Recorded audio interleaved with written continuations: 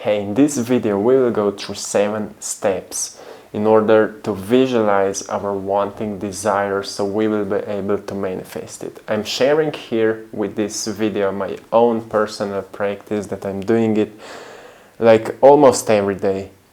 Anytime when I want to change something in my life, I'm going through that practice. 7 steps that I do, and I want to share them with you because it's more like a practical video, and I want to share more of those practical steps that you can truly do it at your home, wherever you are, and not so much about theory, you know.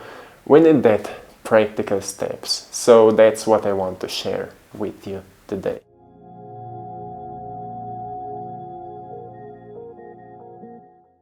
So if you're ready, we can go on with the 7 steps.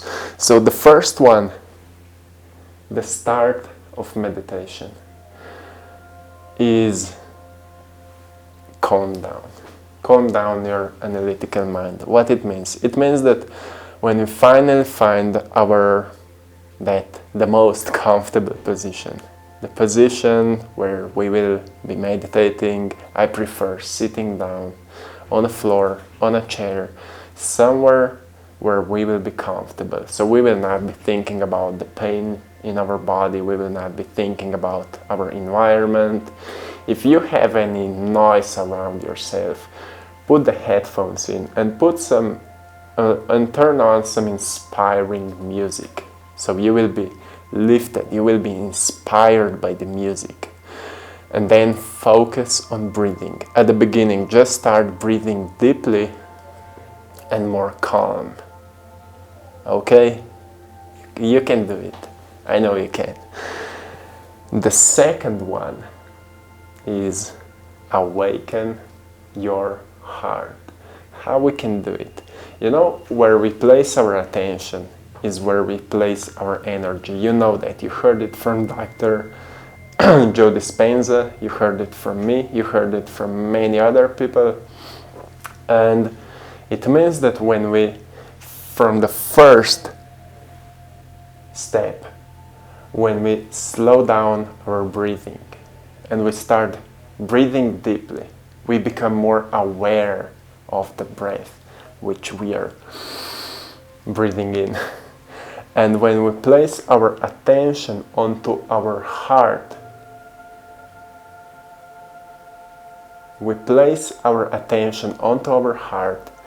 and we start breathing into our heart.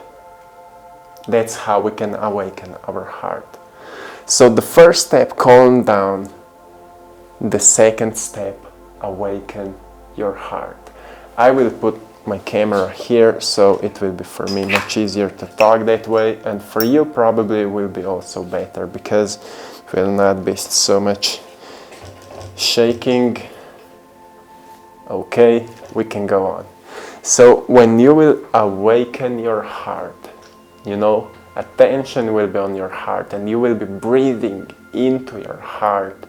Like when you are breathing in, you can imagine that the light from the breath is going straight to your heart. The third thing that you will do, you will awaken the emotions of joy and happiness. And how we can awaken the emotions? Now you know it because I'm explaining it in many of my videos. But again, if I can explain to you right now, is, you know, when you're awakening your heart, right at this moment, one way is just to think about the moment where you were truly happy. You know, if you can remember a moment where you were truly happy with your closed eyes and attention on your heart, think about how did you felt, or what kind of emotions have you experienced at that moment. And then if it doesn't work, think about certain music that you were listening in your past which was truly uplifting and inspired. And by that you will feel the emotions of joy and happiness. And still your attention is on your heart, with those emotions of joy and happiness, we can move further to our visualization. When it comes to visualization, you need to have a clear picture in your mind of the thing that you would like to manifest. If it is, for example, a certain amount of money, you need to know how it looks like, what kind of number it is. For example, from where you are looking on your bank account, or maybe you are going into a bank, you are talking with a certain person at that bank, and you are just talking about your amount of money or something like that. Be truly precise about what you're visualizing. Be truly precise. Go into details. More you will go into details, more emotions you will experience, because your body will think that you are already there. And when we go on, after visualization, awaken the gratitude for your vision. Awaken the gratitude. Be grateful as you already have that thing. Be grateful. Feel that gratitude as you are experiencing it right now at this moment. Maybe at this moment when you're watching this video, it sounds maybe quite complicated, because how I can feel gratitude if I don't have it yet? But you know, when we are moving through the steps, when we calm down our mind, firstly, we will not be observing our environment anymore. And if we will not be observing the environment, we will become more aware of our inner environment, our inner self. When we become aware more about our inner self, it becomes more real than our outer environment. And at that moment, we awaken our heart. We awaken or elevate emotions of joy and happiness. We visualize, we feel gratitude, and right here, our body already thinks like we are experiencing it. We are already in that reality. And the sixth step then after gratitude is remember that feeling. Why we need to remember it?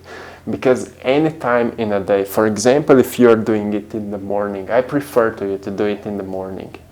When we are moving through the day and when we feel kind of lack of energy, longer we are working on that, more often we are working on that, easier it will be to awaken just the feelings of our vision again, to feel the gratitude for it again. Even if we are not in meditation, we can awaken the emotions if we can truly remember where in our body we are feeling it, how it felt, how it feels like.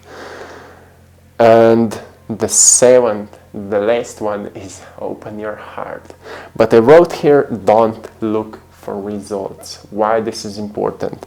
Don't look for results. This is the main mistake that people are doing. We go into meditation, we visualize it, we do everything correctly.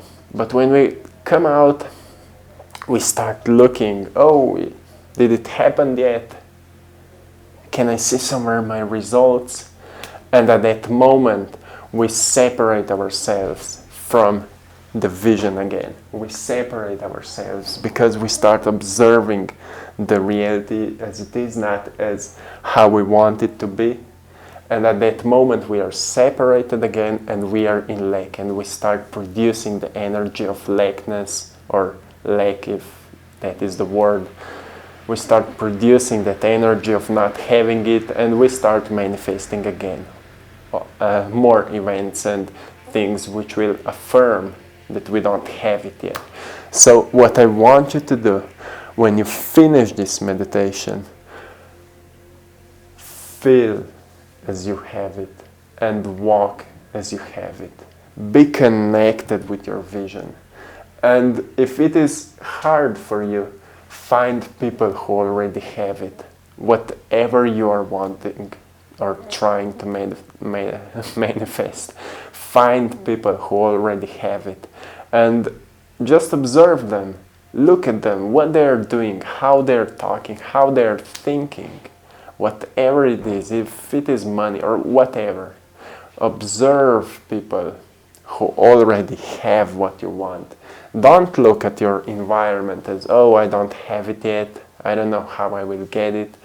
When you are going through it, you don't need to look for results, because they will come to you on the most unfamiliar way. You can't predict it. If you're predicting it, then you're already creating certain stories how it will happen, and then maybe if it will not happen the way that you have predicted, it will not happen then, and so on.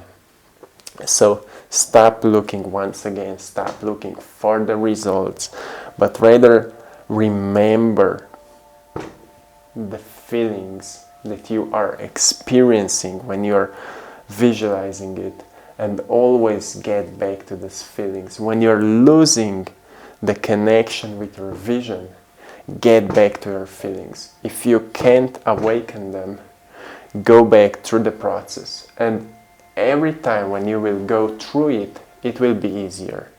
Every time it will be easier, because we are training it like a muscle. We are becoming better at it.